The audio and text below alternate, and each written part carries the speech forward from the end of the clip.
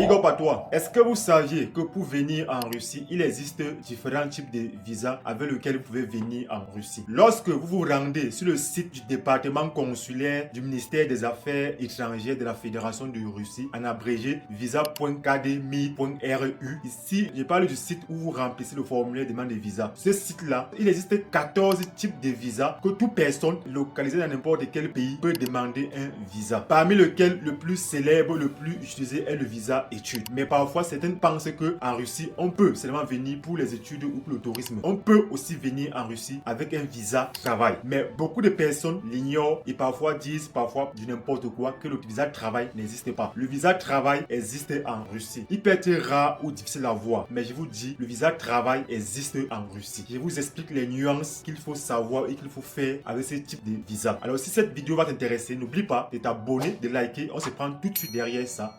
Big up.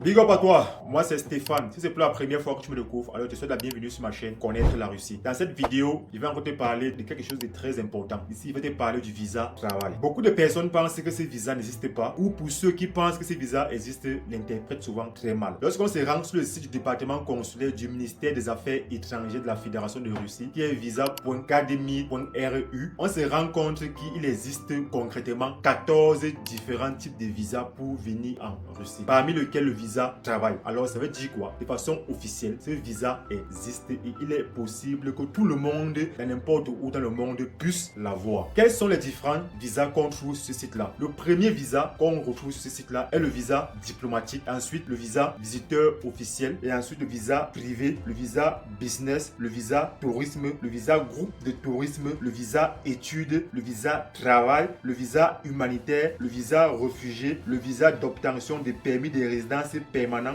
le visa d'obtention de la nationalité, le visa transit et le visa résidence temporaire. Voilà les 14 différents types de visas qu'on retrouve sur ces sites-là. Mais nous, Africains, le plus, on se dit que non, il n'y a que le visa tourisme et le visa études en Russie. C'est ce dont je parle. Visa.kdmi.ru, c'est sur ce site-là que tout le monde qui est venu en Russie ou qui est en Russie a eu à imprimer son formulaire de demande de visa en ligne. Tout le monde est passé par ce site-là pour imprimer ce formulaire. Alors ce site-là, on vous a donné la possibilité de choisir votre type de visa. Et pour ceux qui sont venus comme étudiants, on choisit l'option études. Mais si tu avais choisi l'option travail, alors il faut remplir les conditions pour avoir ce visa travail. Donc arrêtez de dire que le visa travail n'existe pas en Russie. Si sur le site il est mentionné visa travail, alors ça veut dire officiellement que ce visa existe. Il peut être difficile et rare à trouver ou à voir ou à l'obtenir, mais il existe de façon officielle. Comment donc l'obtenir ou comment l'avoir ou quelles sont les conditions pour avoir ce visa? Je vous rappelle que avoir ce visa est vraiment difficile. C'est possible, pas pour dire impossible, c'est possible, mais l'obtenir est difficile. Et de quel genre de travail on parle concrètement? Je sais que beaucoup de sociétés ou beaucoup d'agences de voyage parfois vous vendent le visa travail, mais faites très attention. Ici, lorsqu'on parle de travail, il faut bien nuancer. On parle de quel type de travail? Ne pensez pas que la Russie c'est comme le Canada. Lorsqu'on parle de visa travail, de venir travailler là comme maçon, comme plongeur, dans les hôtels, dans la restauration, comme chauffeur et consorts. Ces genre de choses, ces genre de visas pour la Russie n'existent pas encore pour le moment en 2025. Ici, lorsqu'on parle de visa travail, comprenez très bien, c'est un travail hyper qualifiés pour la plupart du temps. Les gens qui ont une compétence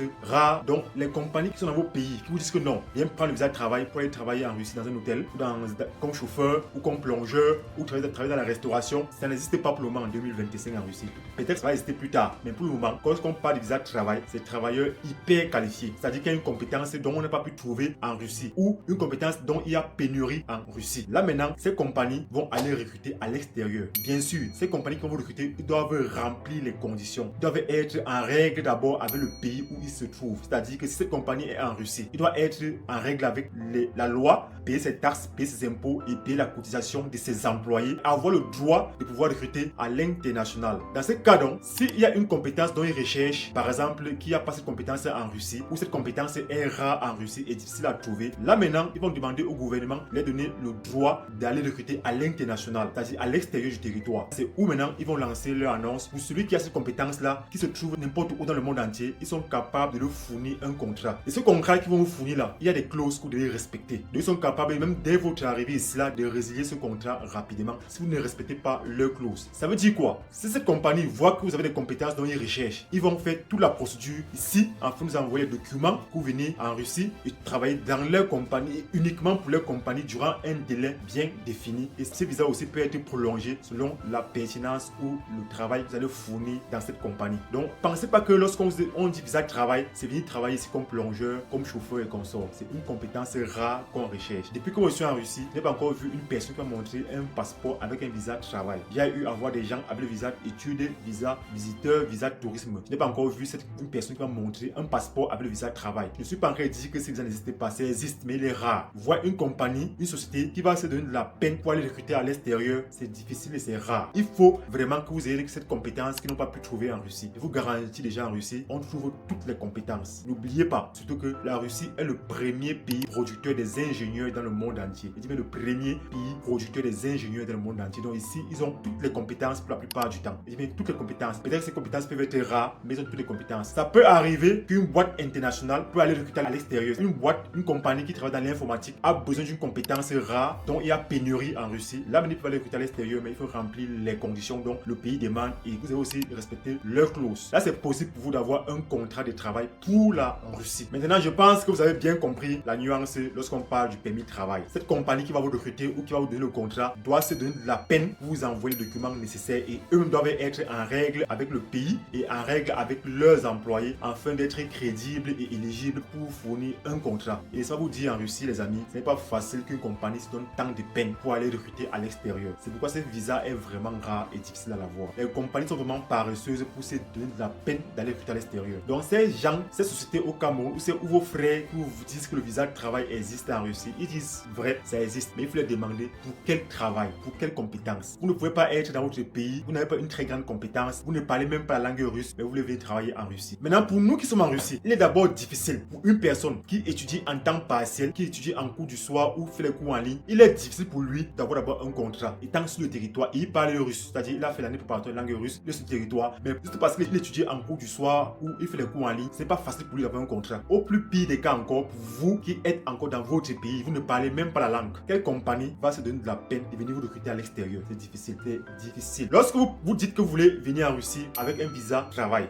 ce visa travail existe, mais je vous dis encore, il est difficile et rare. Vous devez avoir une compétence rare et être vraiment compétent afin que ces compagnies se donnent la peine. Et ce n'est même pas facile de voir une compagnie en Russie qui recrute à l'international. Je ne suis pas en train de dire que ça n'existe pas. Ce n'est pas facile. Pourquoi ce visa pour le moment est vraiment rare, mais ça existe. Donc ces gens qui vous vendent le visa travail, faites très attention, soyez vraiment très éveillés lorsqu'ils vous parlent de ces gens de visa. Maintenant, qu'est-ce qui se passe parfois, pour la plupart du temps, lorsque ces compagnies ou lorsque ces gens vous vendent le rêve du visa travail? Voici ce qu'ils font concrètement. Ces compagnies, lorsque vous partez vers eux, ils vont vous dire que oui, le visa travail existe. Parfois, ceux qui vont vers eux sont ceux parfois dont n'ont pas trop de moyens. Soit ils ont les moyens, mais ils ne veulent plus étudier. Soit ils ont assez de charges, ils ont assez de responsabilités dans leur pays. Ils veulent venir en Russie directement pour travailler. Et alors, qu'est-ce que ces compagnies dans vos pays vont faire? Ils vont vous vendre le rêve du visa travail. Juste parce que vous ne savez pas lire. Mais je vous dis, lorsque vous prenez votre visa à l'ambassade de Russie, le but de votre entrée sur le territoire russe est marqué sur votre visa. Vous êtes libre de traduire votre visa pour voir le but de votre arrivée en Russie. Qu'est-ce qu'ils font ces compagnies ou qu'est-ce qu'ils font ces gens-là? Ils vont faire l'effort de vous trouver un visa, soit un visa études, si vous avez encore l'âge. Ils vont vous dire que non, va avec ce visa études. Quand tu vas arriver, dès l'instant que tu vas arriver, on va te trouver un travail. Tu vas travailler en même temps en apprenant la langue. Là, c'est vrai. Ça va dépendre des villes et du type de travail. Sachez que lorsque vous allez arriver ici, vous avez le droit de partir à l'école apprendre la langue. Vous pouvez aussi partir de façon non officielle, aller travailler, avoir des petits jobs au noir. Là, c'est possible. Mais sachez que lorsque vous avez fini votre année de langue, vous serez obligé d'accéder à l'université afin de rester à jour sur le territoire russe. Voici entre temps, vous pouvez vous marier, avoir une femme russe, une copine russe, vous marier, pour éviter l'école, tant mieux. Mais voilà ce qu'ils vont vous dire. Que non, allez à le visa études, quand vous allez arriver sur place, vous allez changer de statut plus tard. Vous ne pouvez pas changer de statut si vous ne n'initiez pas ou si vous n'obtenez pas facilement un diplôme. Soit vous devez entrer dans l'armée, soit vous devez épouser une femme. Voilà où vous pouvez facilement et rapidement changer de statut. Soit encore, ces compagnies, qu'est-ce qu'ils vont vous faire? Ils vont vous donner un visa. Ils vont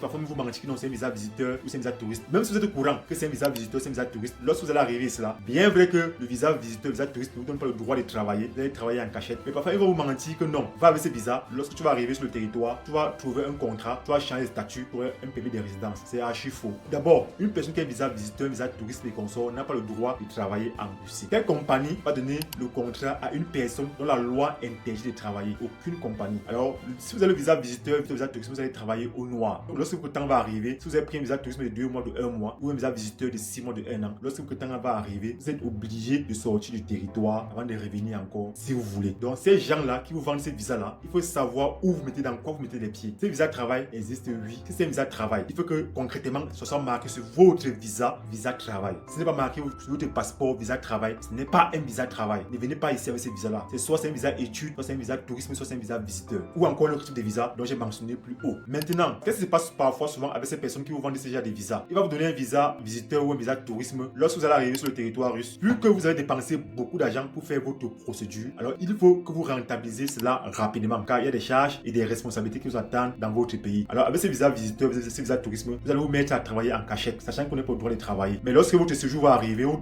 ce visa va arriver, vous avez le droit de rentrer dans votre pays. Et en seulement travailler peut-être 1 ou 2 mois, vous ne va plus rentabiliser votre investissement. Qu'est-ce que vous allez faire? Vous allez rester sur le territoire, devenir sans papier. Certaines personnes vont aller signer le contrat dans l'armée russe. C'est-à-dire, parce que tu ne veux pas être irrégulier sur le territoire russe, alors tu vas aller entrer dans l'armée pour avoir un contrat. Je ne dis pas que entrer dans l'armée russe est bon ou c'est mauvais. Tout va dépendre de vous. Mais si vous entrez dans l'armée de façon volontiers, il n'y a pas de problème. Mais si vous entrez dans l'armée russe par contrainte, parce que vous voulez rester sur le territoire russe, là, c'est mauvais. Alors, il est important de nuancer bien ces genres de visa travail. Le visa travail en Russie existe. Mais lorsqu'on vous vend le rêve de ces visas, disant que l'on venait sur le territoire russe avec un visa visiteur, visa tourisme, pour venir s'enrôler dans l'armée de façon involontaire ou par contrainte, là, c'est mauvais. Alors, attention à ces compagnies, à ces gens qui vous vendent ces visas. Ces visas existent, mais il faut savoir nuancer. Apprenez à faire vos propres recherches avant de vous engager dans ces genres de procédures. Le meilleur visa pour venir en Russie est le visa études. Et ce serait de le dire. Vous êtes libre de venir ici en Russie avec le visa études et d'échanger de statut plus tard. Pour ceux qui ont encore l'âge et qui peuvent encore s'asseoir sur les bancs. Là, c'est possible d'avoir ce type de visa et d'échanger de statut plus tard. C'est par là que passent beaucoup de personnes pour avoir une stabilité en Russie. La Russie n'est pas un pays facile. C'est un pays des gladiateurs. Mais quand tu sais d'où tu viens, alors je te donne les moyens de réussir et tu te fixes des bons objectifs pour l'atteindre. En bon entendeur, salut. Si ma vidéo t'a intéressé, je te dis encore merci de t'abonner, de liker. On se prend à la prochaine pour notre vidéo.